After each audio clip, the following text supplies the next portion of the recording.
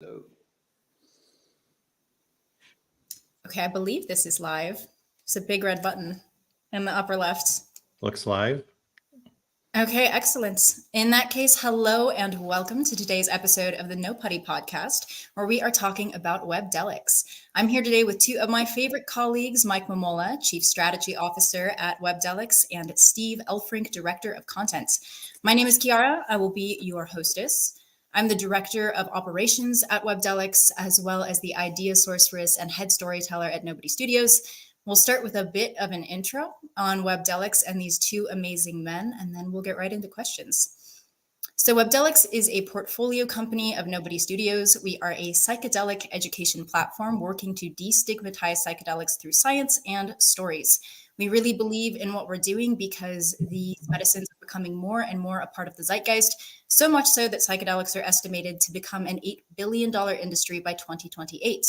At Webdelics, we want to help steer the emerging industry in the direction of responsible and informed use, which is why we created Webdelics to be a source of education for the masses who are becoming increasingly curious about psychedelics. We do not condone the illicit use of or the use of illicit substances. We are just in favor of providing adults with the information they need to make informed, responsible adult decisions. So we're not your doctor, we're not your mama. This is a disclaimer. You get it.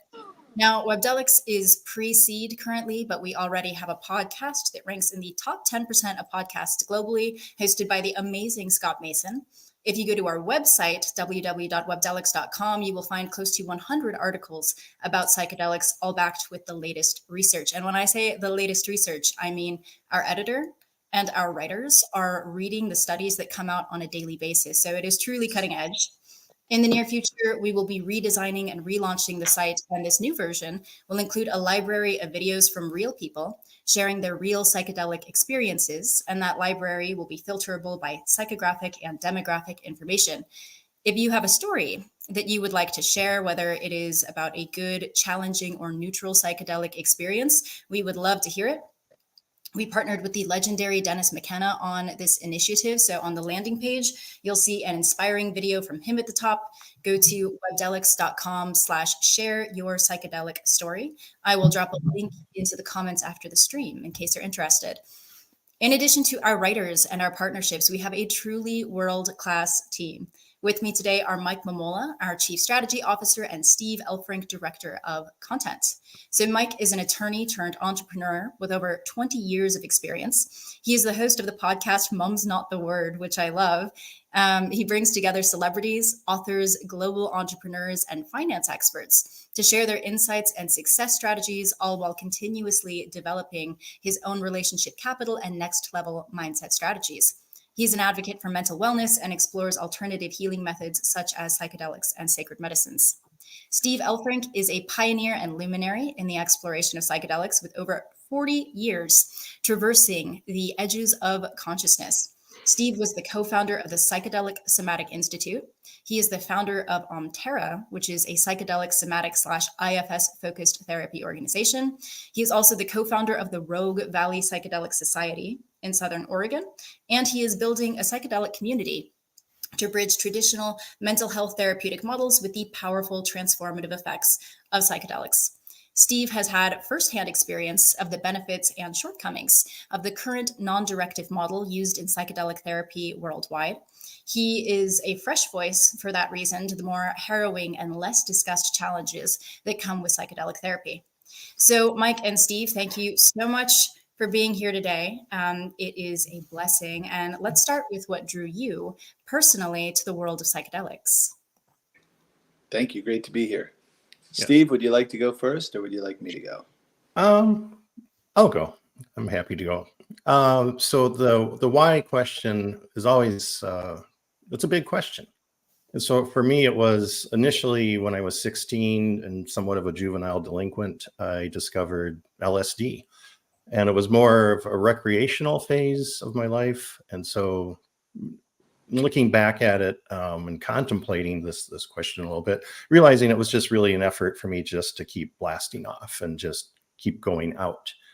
And then kind of a second phase that drew me in was as I got older, and this would be in my mid to late 20s, time in a psych ward, suicide attempt. It really led me back strongly to psychedelics to start this big quest of why. Why was I depressed? Why was I in a psych ward? And also some pretty major disillusionment with the Western psychiatry model, going through being in a psych ward for a month, extensive therapy, meds, and nothing seemed to be working. And then kind of followed this path of success, made it through school, got a good job, and then still this depression and everything was still hanging out for me. So the biggest quest and the biggest why for me was really trying to get to the root of why I was suffering so much. And I won't go into detail on this because I know we're limited on time, but it was what really shifted my life more than anything in this quest. Or two things shifted my life in a big way. One was when I was about 28 and was kind of at a crossroads in life, whether to go forward or I don't know, or take up the other option really. And out of more of an act of desperation, I decided to try a very large dose of LSD, about 1,200 micrograms. Standard dose would be 100 to 300 for most folks. 300 would be pretty beefy, but I knew I had kind of one shot here with it. So, and this is something I don't recommend or proceed with caution at this level.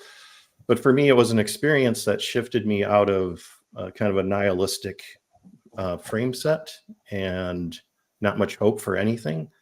And for me, I got to experience that, beautiful, no words, the classic ineffable from William James, words cannot quite describe, but the sense of unity consciousness, one with all. I became pure white light.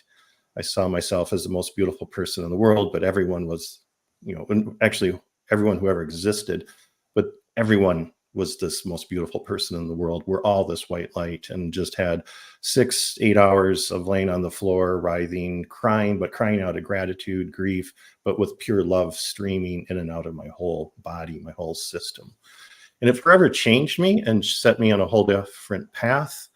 And then also the other thing that's helped me more than anything was also discovering the body.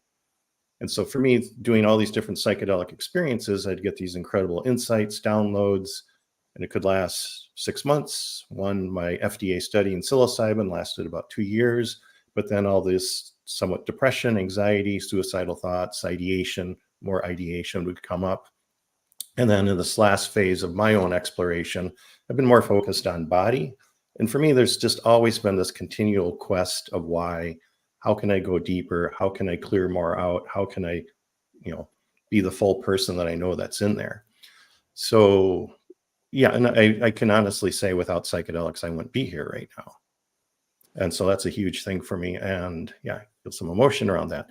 And for me, there's just this honoring of these medicines, the power of these medicines and how they can help people. And that's why my focus right now, more than anything in my life, other than my kids, is helping others and getting this word out as much as possible. That's why, I'm also excited to be part of Webdelics. So thank you for that question, and then turn it over to Mike. Yeah, thank you for that, Steve. I've heard that before, and each time I hear it, it touches me just as impactfully as the first time or more than I've heard it. So thanks for that. For me, it was I had been on a spiritual journey. Without boring you with all of the details of my life, I grew up with not a lot. Father left when I was a child. Mother worked 3 jobs to raise my sister and I, and we didn't have much, but we had love and we had family. And so for me, always wanted a lot. That was the answer for me. Once I had a lot of money, once I had all of the material things, all the shiny objects, then I'd be happy and I'd be successful. And to a large degree, I guess I achieved that, built out a law firm and some other companies. And about a decade ago, just had this moment where everything hit me that this isn't it. That something really profound is missing in my life. And fortunately, I was able to sit with that for a minute. And that began, I think that was what Joseph Campbell calls the beginning of the hero's journey. That was the knock. And thankfully, I answered it. And that began my spiritual journey where I really wanted to go redefine success. I started to understand that so much of what I believed success to be was actually an illusion. And I wanted to redefine it. I wanted to find true happiness and bliss and a purpose-driven life and fulfillment. And so along that journey, started to meet people. I wanted to learn all of the things that I had never learned. I was very kind of, blinders in life. I just went to law school and I opened my firm and didn't have time for so many of the other things. I paid my way through college and into law school, working in the nightlife scene in North Jersey and New York City with a microphone in my hand. I was the MC. I was in the party. I was in the belly of the beast. I was surrounded by psychedelics till 6 a.m. and noon. I never did any. I stayed away from them because of the history of addiction with my father and other people. I was afraid of them, so I never did anything. But then when I began the spiritual journey, I really started to respect the people that I was learning from, all of the new things that I was learning, the indigenous people, the people that, on the fringe of society that others frowned at or kind of looked at through a different lens, and really started to understand that they knew some things. And the more I started to learn about this, the more I started to respect these different ways of thinking and being. And along that journey, was trying to help a loved one who was struggling with addiction, amazing human being, amazing provider, very high earner, but just struggling with addiction, alcohol and painkillers and some other things, and nothing was working. Traditional forms weren't working. I was speaking to one of my spiritual mentors one day, and she said, "You need to learn about psychedelics." This was about 7.5 years ago. And I jokingly said, "Well, we kind of don't need any more drugs. That's kind of the problem here." And she looked me in the eyes. She said, "They're not drugs. They're medicines. They've been used by indigenous people for thousands of years around the world, and you need to learn about them." And I went home that night and I did about 5 hours on the internet. Within a couple of months, I was on my way to the Bahamas to help set up a clinic for someone, and started traveling the world, the country, everywhere I could to meet people at the highest level that were working in this space. And immediately I recognized that, and quite frankly, was frustrated to begin to understand that I thought that we were misled in many ways with regard to what psychedelics really were and what they could do for society. And so I've committed so much of my time, energy, and money since then to doing everything to help others understand, to put my time, energy, and efforts into Webdelics with all of you great people to help others understand the true power and potential of psychedelics. Wow. Thank you two so much for sharing a little bit of your stories. So powerful.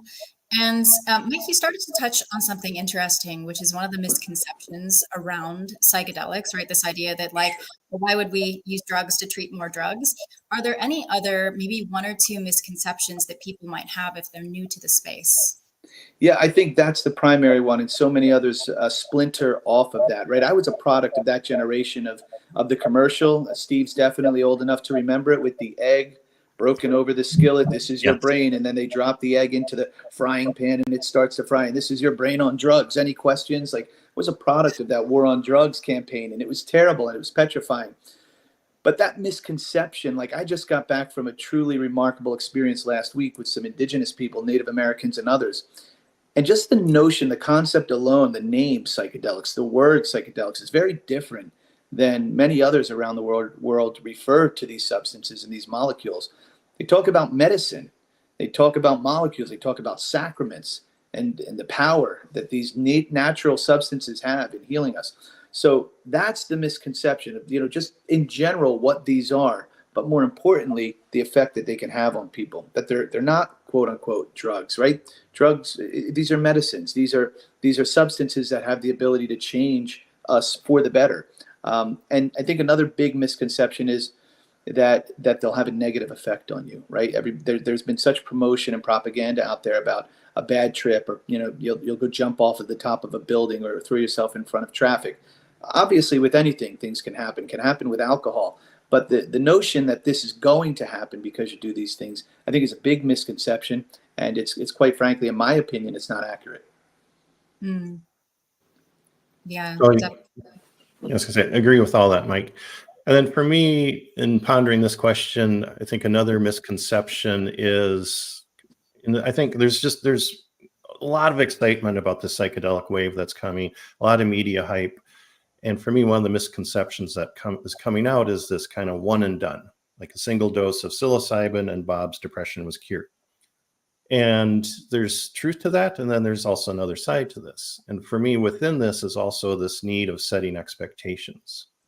And at the bottom line of this also is I call it complicated creations of what we're showing up when we're sitting in ceremony or when we're going to do that first dose of psilocybin. Who's showing up for that? What is the level of trauma that's in that person? When did that trauma start? Is there any trauma? Have they had a supportive, system within their life? Loving parents? Were the parents there? What was that? What is that person showing up with?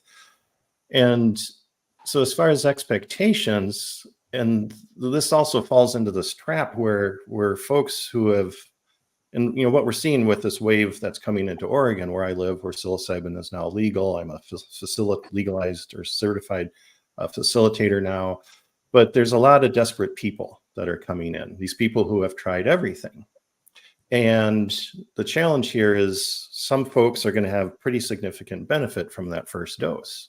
Some people are going to have challenging experiences. Some people will have no effect.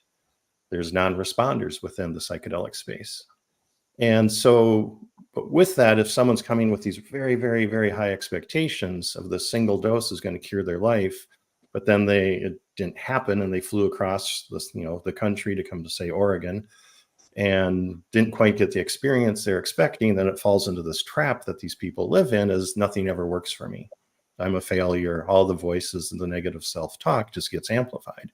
So for me, it's important to always be a voice of somewhat reason or rationality around these medicines, that there's this huge variety of experiences that people can have. Again, it can be powerful. It can be, like me, life-changing with that dose of LSD and other sessions I've had, but also someone who's had very, very, very, very challenging experiences to the point where destabilized for a year from ayahuasca sessions, 3 sessions. But within this, the other thing I really want to convey to folks is this is a path. So for me, the biggest thing is that first dose is you're on the path. And there might have to be some other work that comes in with this, and there might be other sessions that have to happen. But for me, the biggest thing is also there are challenges with Western psychiatry. And I do believe this is the best path to be on, the most noble, the most effective, the most just overall efficacious. But sometimes it takes time. And also tied to that is the importance of getting this message out of it's just a single dose, everything's better. And again, it can be, but then there's this need to, I call it, because in these sessions, you get these downloads, you get information that can happen, but then you have to install that download. So really putting out there the importance of integration, that it's not the single dose, I'm all better, but just how are you living your life? How are you going to install everything you just learned? And also a lot of these medicines will just bring up the mirror in front of you of your life, and it sometimes can be unpleasant. It's like, whoa, that's not cool. But are you going to change that? Are you going to work on that? Are you going to seek additional help? And also, I really recommend, so anyone who's working with these medicines, if there's any history of trauma or just depression, anxiety, also have a support system. So it's so important to have community when you're going into this work. Join a psychedelic society, find the others. So it's hard to have these deep experiences and then share it with someone at work that has no idea what you're talking about, or a partner who's clueless to this work. Find community. That's one thing I love about Webdelics is we're building community. We're building a place for people to go to find the others. So to wrap all that up in the need of time here, set your expectations as you're starting the path. I think is the best thing I could ever tell anyone, is just set expectations. You're starting the path. It might not be the one and done, cures everything. It'll give you insight. It may be challenging, but you're on the path, and just keep plugging away with it, because these medicines can work. And I don't know anything else that can get people to symptom resolution. So you're obviously both incredibly well networked in this space. Steve, you are a legal practitioner, very much involved in the scene with Oregon. Mike, you alluded to your connections with the indigenous. So I'm curious, of all the opportunities available to you, what was the draw with Webdelics? Why have you chosen to be here? Yeah, I'll answer that, because it gives us an opportunity. One of my favorite things about technology is that it provides us for an opportunity of amplification. Right. And we can reach certain people within our networks individually through those relationships. But the amplification opportunity through Webdelics, the ability to build this global spotlight and then to shine that spotlight wherever we want it shown, was really, really appealing to me. Because regardless of what my network is on an individual basis, collectively, what we're able to do, and then utilizing technology to amplify that around the world, that's something that I could never do on my own. And I don't think any of us individually could do that on our own. But together, by putting this together the way that we are, we can have a much more profound impact on humanity. Thank Yes. you. How about you, Steve? For me, two things. The first thing was I've had this dream. Sounds familiar. So I started my first iteration of Omterra, which is my company now, was this psychedelic therapy advocacy education nonprofit focused on psychedelic therapy symposiums starting in 2016, doing a 3-day symposium. And part of the dream of Omterra back then was building what is now basically Webdelics, but this information resource hub to basically provide grounded education, balanced knowledge, a community place for people to gather, to share stories.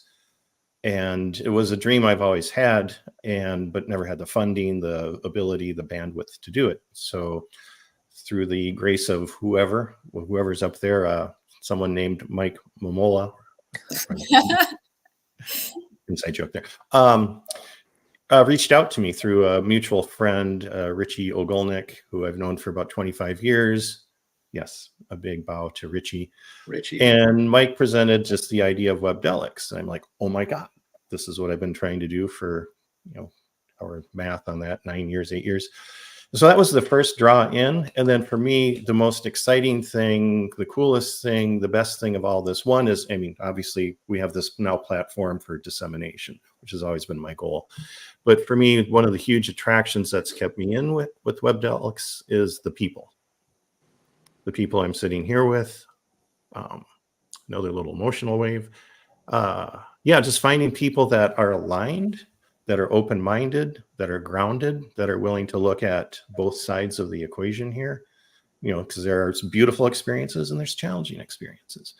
But a platform that's allowing me to really have the voice that I've always wanted to have, but on a larger, much larger scale. So for this opportunity to be with Webdelics, I'm eternally grateful, and eternally grateful for the team I'm working with, because we're on this common mission to help folks. And it's a sincere desire for all of us. So very honored. Yeah, us too, Steve. We're so grateful Likewise, to have you. Yeah. Okay, so I think we have time for one more question.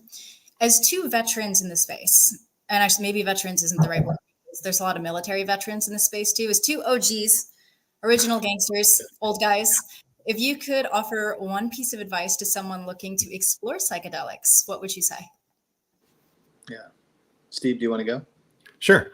The first thing for me, so it's a brand new newbie, many things, but the first thing is do your research. Research. Knowledge is power. I think the more you can walk into this with knowledge, where you start to feel comfortable with this, where you start to have trust in this, as far as, okay, this isn't, like Mike said earlier, just some drug that you're just taking to escape. This is medicine. This is sacrament. This does help folks. So getting a certain level of research in there. And then also for me, what's important here is balanced research, because I know for a lot of folks, the entry to this world now has been Michael Pollan's book, How to Change Your Mind, which is kudos to Michael for getting that out. It's a beautifully written book, gives a great perspective on this work. And it's from, no offense, because I'm this guy too, a white guy. And then Michael is at a whole nother level of success and very well set in life. So he had very, very positive experiences. So that's one side of this. But kind of dive in and talk to folks. I really recommend, again, find community. It's so important. So I'm kind of going a little deep here, but the need for community is so big. So find, again, the greatest resource is a lot of times the psychedelic community. Find websites like Webdelics that are going to be sharing all this information. We're creating this user-generated content with stories and experiences, including challenging experiences. It's nice to hear all the perspectives. Then the other thing I recommend is just really carefully choosing who's going to be sitting with you. And I would not recommend, starting a first session on your own. Some people do go that route, but have someone with you on that first experience, and someone you trust. And the importance of just overall this, what's called set and setting. Where is the setting you're going to do this experience? At a party with a bunch of drunk people, or just not the best scene, maybe not be the best. Really honor the experience and put intention into the experience, thought, And everything you can do kind of investing into that experience is going to help pay off. I'm a fan of energy in, energy out. The more you focus into this, dive into this in a deep, deep, deep place of being is going to help. And then with that right person. And one thing, just a quick plug, I'm working with the Healing Advocacy Fund, which is helping roll out the program in Oregon and in Colorado, and then each state that brings on legal psilocybin. We're working on a document, client education document that's going to be focusing on how to choose a facilitator. And this is also something that we're going to be incorporating into Webdelics as far as, the support systems for the preparation, session, and integration. All important. And then also the final thing, I want to wrap it up here, is have a plan for integration. What is that going to look like? How are you going to come back home from this experience, or what's your life going to be like after this experience? And again, for me, community, community, community. Find community, find the others who are doing this work at any level. Mike, your turn. Yeah, no, I think we can maybe get on to another question even, because I don't have much of an answer. I think Steve hit all of the important points. That's it. It's do the research, and the research really applies to not just the substances or the sacraments themselves, but the people. I've had very, very different experiences with individuals who have had a lot of experience, but nothing indigenous or shamanic in nature, and then have experiences with individuals who have been studying in Peru or in the Amazon, different places around the world, and had very different experiences. It really is about making sure that you're in a trusted and safe environment. Those two elements are critical to make sure that you do as much as you can to have a good experience in the preparation phase, during the actual experiential phase, and during the integration, which is so important afterwards. And that's what Steve, I think, is talking about too. That community isn't only important initially when you're asking these questions. Hey, have you ever done psilocybin? What is ayahuasca? Have you ever heard of ibogaine?